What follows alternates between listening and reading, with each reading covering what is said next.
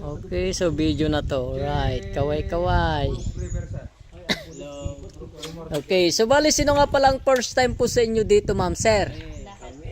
Alright, wag po kayong mag-alala, hindi lang po kasi kayong first time, kundi lahat po kasi tayo nandito, first time din po, ma'am, sir. Alright, first time na magkasapo tayo dito sa boat at sa pagpasok po sa loob ng cave ngayong araw na to, ma'am, sir. Okay, nice ka palang batiin ng bali good afternoon. Bala ko pala si Mark Alan, so bala ko po maging tour guide nyo po ngayong araw na to, ma'am, sir. Thank you.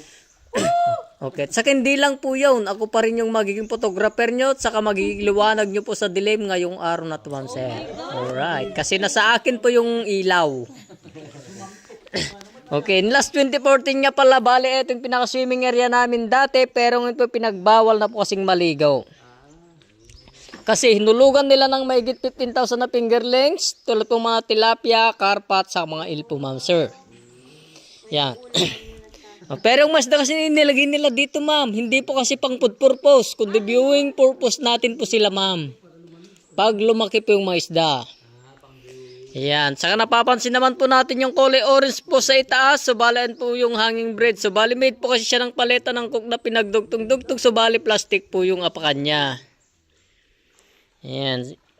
Saka kalalib lang po dito sa tapat po ng hanging bread. So maabot lang po siya ng more than 14 to 15 feet lang po siya kalalim. Yan. Kaya ito na po yung pinaka-entrance ng cave. So welcome to Lusuk Cave. Ayan. Kakahaba lang naman tong boat ride natin, ma'am, sir, mga 200 meters mula sa umpisa at sa